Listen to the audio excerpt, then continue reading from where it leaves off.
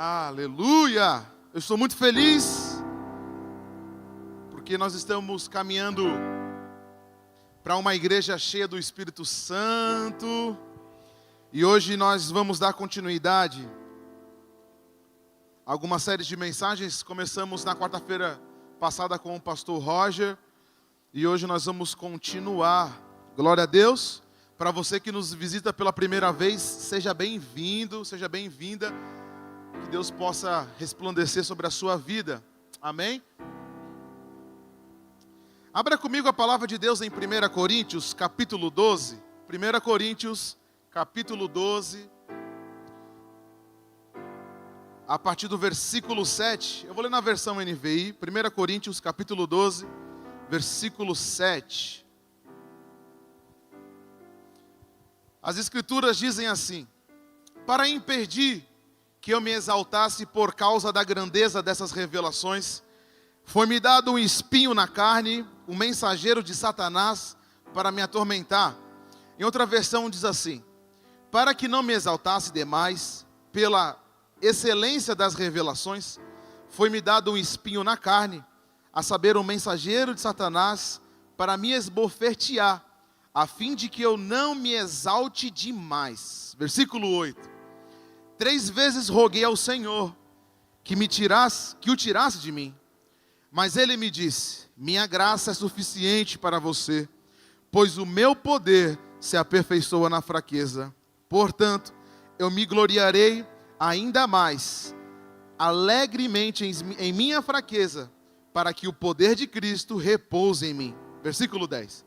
Por isso, por amor de Cristo, alegro-me nas fraquezas, nos insultos, nas necessidades, nas perseguições, nas angústias, pois quando sou fraco é que eu sou forte. Acho que esse versículo é muito conhecido, vou repetir mais uma vez, o final do versículo 10. Pois quando sou fraco é que sou forte. Amém? O tema dessa minha mensagem é: onde está a tua força? Repita comigo: aonde está a tua força? Essas palavras vêm de um homem inspirado pelo Espírito Santo de Deus. O apóstolo Paulo, ele foi, depois de Cristo, a mente mais brilhante que habitou na terra. Depois dele não houve mais ninguém.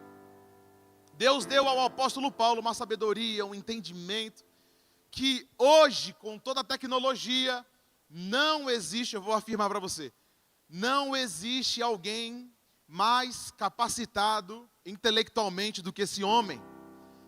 Jesus queria alguma coisa com ele a ponto de salvar o apóstolo Paulo, mostrar algumas coisas para ele e enviar para pregar em várias nações. E se você está aqui ouvindo, é porque provavelmente o apóstolo Paulo, ele entendeu que Jesus chamou ele. E quando Jesus chama o apóstolo Paulo, ele mostra algumas coisas para esse homem. Olha que interessante, a Bíblia diz que o apóstolo Paulo foi arrebatado até o 3º céu, em espírito. Ele viu coisas insondáveis, ele andou no mundo espiritual, mas ele precisou voltar. E nesse voltar, Deus coloca um espinho na carne.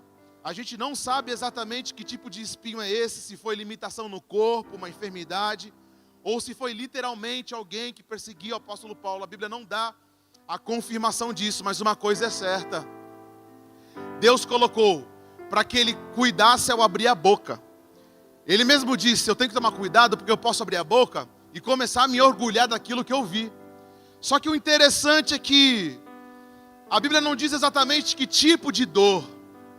Eu não sei que tipo de enfermidade ele tinha, ou o porquê que Deus, ou o que Deus colocou nele, mas uma coisa eu sei: aquilo que doía no apóstolo Paulo se tornou a grande força desse homem.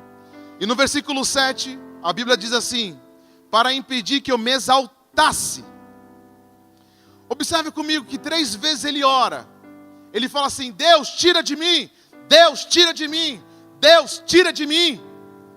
E parece que lá do céu, Deus, ele encerra os ouvidos para ele. Ele não dá atenção para o que o apóstolo Paulo diz. Por quê? O apóstolo Paulo queria se livrar daquele fardo. Queridos, muitas vezes nós rogamos ao céu, oramos, para que Deus tire, para que Deus remova, para que Deus limpe, e muitas vezes parece que Ele não nos ouve, pastor Micael. Faz sentido para você?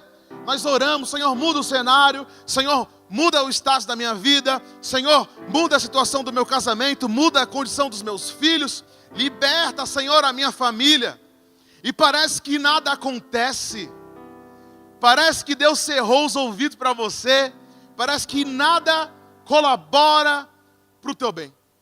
Então, a vida cristã, queridos, não é apenas difícil, é impossível vivê-la. Eu vou repetir para você.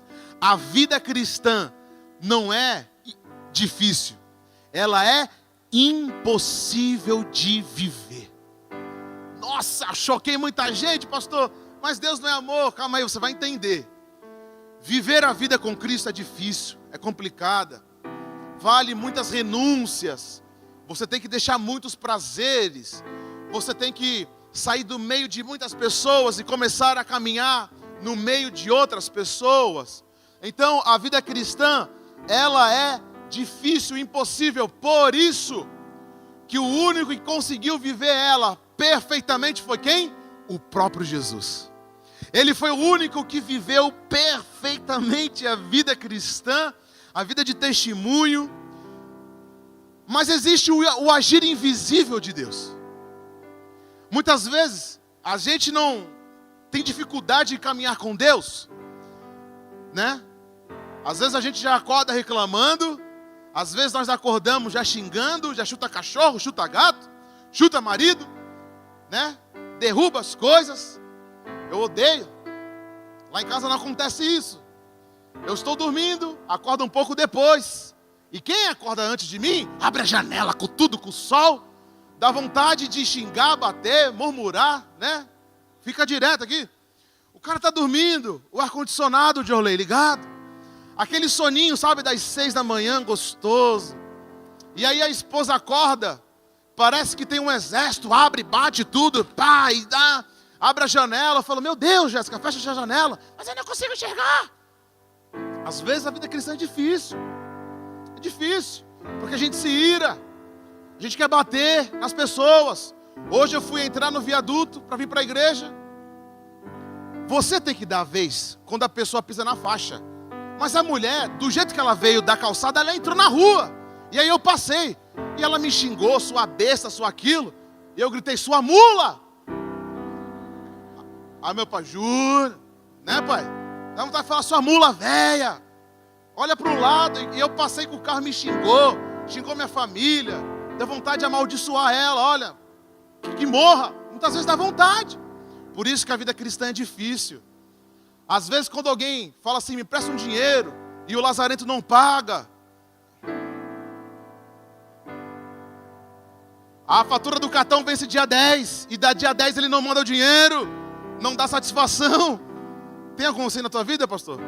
Não? Mas vai ter. Para fortalecer a tua fé. Dá raiva. Então, queridos, às vezes é difícil viver a vida cristã. O tanque da gasolina diminui. Você ora, Espírito Santo, multiplica. Gente, Jesus não faz multiplicar gasolina. Às vezes eu boto a mão no tanque, né? Multiplica. Não sei por que eu faço isso. Vai vir gasolina do mundo espiritual ali. E aí, principalmente, né, Cleito? Quando tu tem um carro beberrão, não adianta, meu irmão. Tem que parar para abastecer. E é difícil. O que eu quero dizer para você? Imagina esse homem orar 3 vezes. Senhor, tira de mim, tira de mim, tira de mim. Por isso que é difícil viver a vida cristã. Mas sabe o segredo da vida cristã? É que existe o agir invisível do Espírito Santo.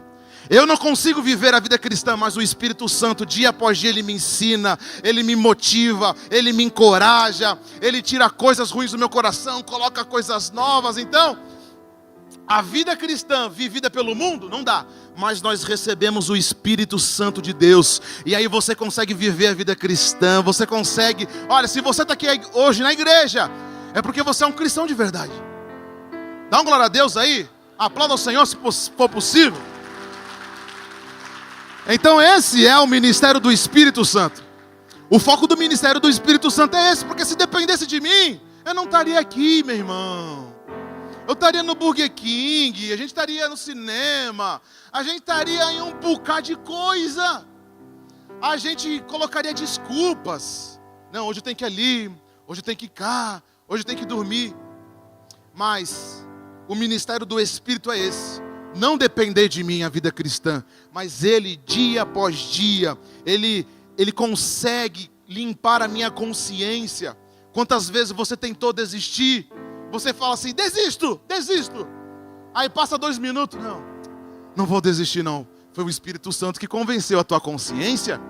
Quantas vezes você falou, eu vou brincar, eu vou fechar o pau, hoje eu vou chegar lá na empresa, hoje eu vou rodar a baiana. Quando chega lá, o leão em casa virou um pincher. Foi o Espírito Santo que acalmou a tua consciência. Está entendendo onde o Espírito Santo age? O Espírito Santo não está na bagunça, não está no charabagaia, não. Ele está em colocar você na consciência certa, no caminho certo. Quantas vezes você chegou lá com o seu cônjuge, eu vou brigar, hoje vai rolar um UFC, um octógono lá em casa. Quando chega, o varão te dá um presente. Foi o Espírito Santo que convenceu ele. Ou então foi assim com a mulher também. Então nós temos momentos difíceis, momentos de dúvidas, momentos de fraqueza, mas o Espírito Santo é quem coloca você no trilho, é quem coloca a sua consciência no trilho. Muitas vezes a gente peca, sabe aquele pecado domesticado? Tipo assim, tá gostoso, mas depois que você pratica, por que eu fiz isso? Quando você bota a mão na testa e você fala, por que eu fiz isso? Foi o Espírito Santo te constrangendo, dizendo, não precisava fazer isso. Não precisava não chegar nesse ponto, não precisava falar isso. Querido, eu falo isso porque a gente passa o dia inteiro. A gente passa o dia inteiro pronto para falar. Hoje eu vou alfinetar, hoje eu vou dizer isso. Aí quando chega você não fala. Por quê? É o Espírito Santo. Existe um agir invisível do Espírito Santo do momento que você acorda ao momento que você dorme. Mas no versículo 9 ele diz... Mas ele disse, então o apóstolo Paulo diz assim, ele ora, Senhor, tira de mim. E Deus não tira dele. Aí o apóstolo Paulo, ele sacramenta os versículos mais lindos da Bíblia. Mas ele me disse, Paulo, a minha graça é suficiente para você, pois o meu poder se aperfeiçoa na fraqueza. Entende-se fraqueza por desvantagem. Amém? Quando eu falar fraqueza, estou falando em desvantagem. Portanto, eu me gloriarei ainda mais alegremente nas minhas fraquezas, para que o poder de Cristo repouse em mim. E esse segundo ponto é, não se acostume com o sofrimento. Ele poderia ficar aqui assim, ai Jesus, por quê? Ai, dói tanto, Senhor, é complicado. Ai, ninguém me dá oportunidade. Ai, ninguém faz isso por mim. Ai, Senhor, ai. Ai, quando vier Jesus, aí vai ficar. E aí a pessoa, ela vive reclamando porque ela se acostuma a reclamar.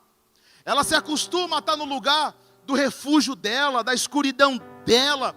Porque nós temos uma tendência forte a se acostumar com a solitária, com a solidão. Por quê? Porque quando você está lá no seu mundinho, você controla você mesmo. Entendeu? É gostoso se sentir doente. Às vezes, lá em casa, né, Jéssica? Às vezes, eu vou ficar doente. Não vai não. Não vai ficar doente. Estou doente. Estou morrendo. Meu irmão, eu vou orar para Deus te levar então de uma vez por todas. E aí é gostoso, porque você chama atenção. Eu estou doente, às vezes não está nada, é só arrumar um emprego, ganhar bem, casar e já era. Não é verdade? Às vezes é isso, querido, é só comprar um carro novo, compra um tênis novo, raspa a cabeça, coloca um aparelho no dente. Muitas vezes é só isso que falta. Aí a pessoa fica lá como vítima. Mas o apóstolo Paulo falou, Senhor, está doendo, está machucando, mas essa minha desvantagem vai fazer eu me tornar uma grande pessoa nas tuas mãos. Então nós temos uma tendência, nós temos. E como mudar alguém assim? Não é cortar as algemas dele, mas mostrar que ele pode andar sem elas. Sabe essas pessoas que gostam de viver no mundo delas ali? Tudo vai mal, negativo, nossa, pessimista. Muitas vezes você vai querer chegar a cortar as algemas da pessoa. Não é assim, querido. Você precisa falar para ela, você não precisa viver desse modo. Jesus tem uma história nova para você. O Espírito Santo tem uma consciência melhor para você. O Espírito Santo quer mudar o teu coração. Então muitas vezes a gente acha que nós vamos chegar e nós vamos falar. Não é assim que funciona.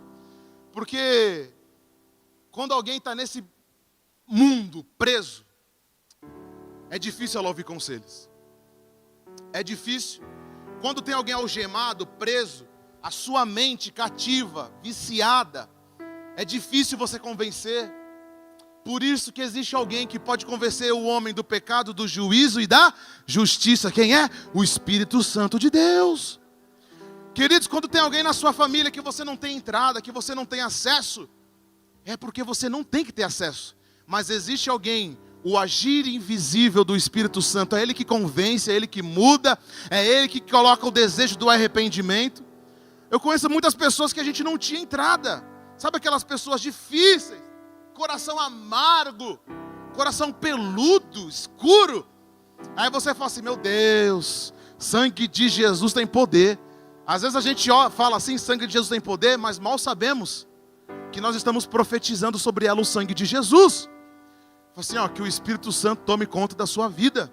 E o Espírito Santo vai fazer um trabalho, meu irmão. Pode ser 10 anos, 5 anos, 15, não importa. Enquanto houver oxigênio, haverá esperança para Jesus salvar aquela pessoa. Então muitas vezes nós estamos sobre esse espírito do comodismo. Mas uma coisa é certa. Repita comigo, o deserto é lugar de limpeza. Do deserto é lugar de uma preparação. Então o que eu quero dizer para você, não se acostume a viver assim. É muito bom ser vítima. Ai, eu não faço isso porque ninguém me dá oportunidade. Mas a partir de hoje você vai receber uma força sobrenatural de Deus. E você vai se levantar desse esconderijo, desse medo, dessa angústia.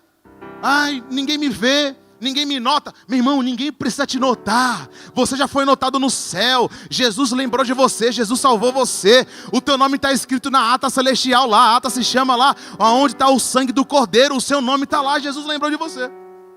Uma vez eu estava muito angustiado. Ninguém faz isso por mim.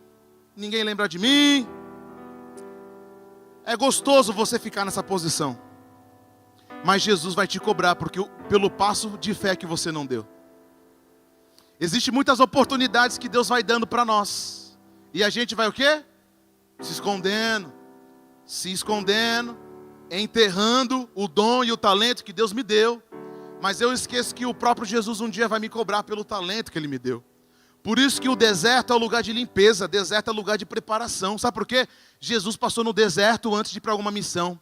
O apóstolo Paulo passou no deserto antes de ir para uma grande missão. Moisés passou no deserto antes de ir para uma grande missão. Meu irmão, não corra do deserto, mas o deserto é o lugar que Deus te colocou, porque Ele está te preparando para uma missão extraordinária. Ai, pastor, está difícil. Calma, o deserto tem tempo para acabar. É Jesus te preparando para a missão que Ele tem na sua vida, para o propósito que Ele tem na sua vida. Então às vezes a gente, que esse deserto passe logo, que esse deserto mude. Meu irmão, não é bom ficar no deserto. Não é. Mas quando você entender que ali é o lugar que Deus está preparando você para viver uma missão extraordinária nessa terra, você vai dar valor para cada minuto que está no deserto. Muitas vezes o meu deserto são as contas que eu não venço. Muitas vezes o seu deserto pode ser o vício que você não controla, a sua língua felina que você não doma. O deserto, para cada um aqui, existe um deserto diferente. O meu deserto não é o seu não é o meu. Mas uma coisa eu sei, a posição que você está hoje é Deus querendo mudar você para uma nova posição em Cristo Jesus. Então, o deserto não é lugar ruim, mas é o lugar que eu vou aprender a depender de Deus. Repita comigo, deserto é onde eu vou aprender a depender de Deus. Sabe quando você precisa de uma emergência espiritual? Sabe aquele mês que você fala assim, meu Deus, esse mês eu preciso de uma intervenção divina? É deserto. Porque no deserto você aprende a depender de Deus. É no deserto que você aprende a colocar sua fé no lugar certo. É no deserto que você aprende a orar. É no deserto, querido. É no deserto, é na angústia que você fala assim, Senhor, eu preciso depender de ti. E o apóstolo Paulo estava passando um deserto. Ele estava em desvantagem. Deixa eu te dar 3 exemplos de alguém que estava em desvantagem na Bíblia. Primeiro, Davi. Davi, quando ele vai lutar com Golias, ele está em quê? Desvantagem. O cara com 3 metros de altura, 200 quilos, 150 quilos só de armadura. Davi, um nanico, um filhote de abelha. Ele está lá, lutar contra o gigante. Ele está em quê? Em desvantagem. Um outro exemplo, Daniel e seus amigos. Lá na fornalha, Daniel está intercedendo, mas os amigos foram para a fornalha. Desvantagem. O rei e a população contra eles. Mas o agir de Deus se manifestou na fornalha. Gideão, Deus chama Gideão. Gideão, vamos para a guerra. Não, Gideão, covarde. Gideão, medroso. E Gideão começa a montar o exército dele. E aí começa com 700. Deus falou, não, pode tirar. Tira. Gideão, meu Deus, estou preocupado. Ficou só 300. Os 300 venceu as batalhas. Então, eles estavam em desvantagem. Eles estavam fracos. Por isso que o apóstolo Paulo falou, é na sua desvantagem que o milagre vai acontecer. Eu profetizo isso na sua vida. É através da sua fraqueza, da desvantagem que você está, que o milagre vai acontecer. Vai acontecer. Porque se eu não estou em desvantagem, a glória nunca é de Deus. Eu vou te dar um exemplo. Imagina 12 júniors jogando com 12 Cristiano Ronaldo. Meu Deus, não sobra nada para o Cristiano Ronaldo. Você consegue imaginar 11 júniors sem habilidade nenhuma? E aí eu vou jogar com o maior time do mundo, que é o São Paulo Futebol Clube. Invejoso, filho do diabo, né? Sei por quê. Aí tá lá, imagina o Júnior jogando com o São Paulo Futebol Clube, o melhor clube do mundo. Dá uma glória a Deus aí. Glória a Deus. Só tem um aqui cheio do Espírito Santo. O restante é tudo desviado. Agora imagina eu tentando jogar contra o melhor time do mundo. Se eu ganhar, foi milagre. Faz sentido? Se eu se eu ganhar desse time, eu posso dizer, foi milagre de Deus, porque eu estava em desvantagem. Querido, só existe milagre quando você está em desvantagem. Porque eu falo assim, meu Deus, se não fosse o Senhor, eu não conseguiria ganhar desse time. Não existe milagre quando eu estou em vantagem. Mas só existe milagre quando você está em desvantagem, quando você está fraco, quando você está lamentando. É aí que o teu milagre vai acontecer. Por isso que o apóstolo Paulo falou, é nas minhas fraquezas que o poder de Deus vai se manifestar. Então se eu estou lá jogando com o time e eu ganhei sem habilidade nenhuma, eu vou falar o quê? Foi Deus na minha vida. Está entendendo por que muitas pessoas não têm milagre? Porque elas atribuem tudo para ela. Foi por minha causa, foi pela minha busca, foi pelo meu amor, foi pelo meu carinho. Não foi nada, meu irmão. Eu vou te dar o segredo para você conquistar tudo. Devolva a glória para Deus e atribua tudo para Ele. Senhor, eu não tenho condições, eu não mereço ter isso. Mas por você não merecer, eu vou te dar. Aí Jesus vai lá e abre as portas para você. Esse é o segredo da vida próspera em Cristo Jesus. É você falar, Senhor, eu não mereço. E aí Jesus vai lá e abre as portas para você. Mas aí o apóstolo Paulo ele começa a dizer, lá no último versículo, versículo 10. Por amor de Cristo, eu me alegro nas fraquezas, nos insultos. Meu Deus, eu fico arrepiado com isso aqui de olhar. Tô que nem você, arrepiado. Eu me alegro nas fraquezas. Eu me alegro nos insultos. Sabe aquela pessoa que te insulta? Que te persegue? Sabe aquela pessoa que gosta de te humilhar? Que gosta de falar na sua frente, eu tenho mais do que você? Eu ganho mais do que você? Eu sei que às vezes dá vontade de dar uma pasada na cabeça dele. Dá vontade. Mas meu irmão, aonde você foi humilhado, grave isso. Vai ser o lugar que Deus vai te dar a dupla honra. Eu amo isso aqui. Então você foi insultado nas necessidades. Meu irmão, falta tanta coisa na nossa vida. Às vezes você sonha, eu vou ter, eu vou conquistar e você não conquista. Isso se torna uma necessidade. Ou então, ele diz, nas perseguições e nas angústias. Sabe o que é angústia? Aquele coração apertado. Sabe aquele nó aqui na goela? Já sentiu isso? Aquele nó que você fala, meu Deus, eu não sei o que é. Angústia. É nas angústias que você vai se tornar forte. Pois quando eu sou fraco, aí eu sou forte. Olha o que está escrito em Joel, capítulo 3, versículo 10.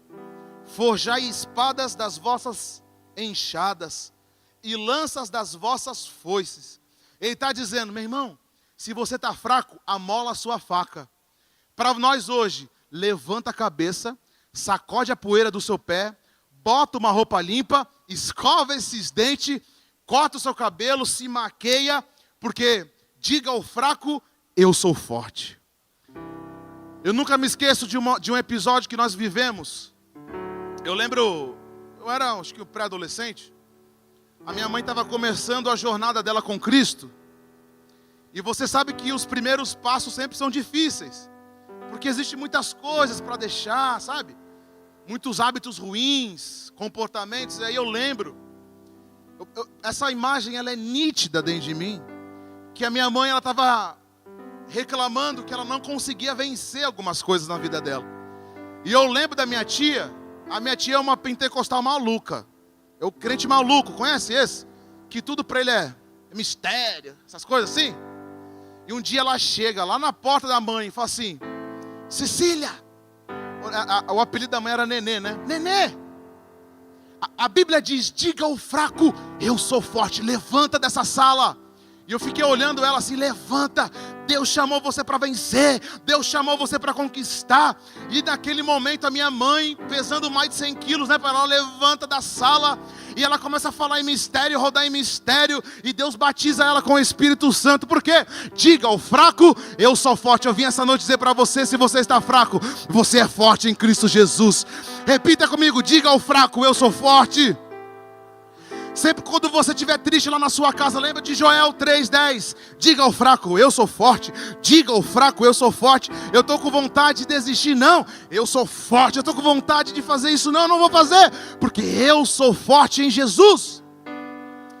Então, talvez você esteja vivendo hoje um sentimento para baixo, sem forças. Isso não significa que Deus não está contigo, ao contrário. Ele está esperando o momento certo do teu milagre acontecer. Dá uma glória a Deus aí. Ai, eu estou me sentindo para baixo, Deus não me ouve. Não, meu irmão. Deus ouve. Deus está te vendo. Deus está te assistindo. Ele só está esperando o momento certo do teu milagre acontecer. Não desanima não. Não desanima. Os crentes desanimam hoje. Passou um vento sul, já quer desistir. Um furacãozinho. Fica olhando lá a meteorologia espiritual. Meu Deus, vai dar mal isso aqui, vai dar ruim. Conhece alguém? Meteorologista espiritual, conhece ele? Tudo para ele é difícil. Não vai dar. Meu Deus, o diabo está se levantando. Meu irmão, o diabo só se levanta para tomar um capote, para cair. Dá uma glória a Deus aí. O bicho é folgado, é derrotado, mas ele quer. Ele parece aquelas baratas voadoras. Tu mata, ela ressuscita 2 vezes. Aí ela vai lá, gruda no cabelo da tua esposa. Aí a tua esposa manifesta lá e você bate na mosca, na barata. Aí você vai amanhã, ela está de barriga para cima com as patinhas mexendo. Não é verdade? Aí você joga lá um desengripante. A miserável ressuscita. Eu olho para ela e falo assim, veio do inferno. Barata veio do inferno. Os coreanos se comem barata, meu Deus. Espero que você nunca come barata na sua vida. Amém? E aí esse é o papel do inimigo. É folgado. É fofoqueiro. É intruso. Ele gosta de procurar brecha. Fica na brecha, meu irmão. Não deixa ele entrar não. Fala assim, na minha casa você não entra. Na minha casa você não vai mexer. Na minha vida você não entra. No meu casamento você não vai meter a sapata suja não. Nos meus filhos você não vai colocar doença. Esse é o nosso papel. Então, para um milagre acontecer, repita comigo, eu preciso estar em desvantagem. Porque se eu bato no peito e falo, pode mandar, eu estou bom, eu estou grandão, Deus não vai te abençoar. Mas quando você se coloca na posição de fraco, você, Senhor, eu estou fraco. Aí Jesus vem e se manifesta pelo agir invisível do Espírito Santo de Deus. Fica de pé no seu lugar por um minuto.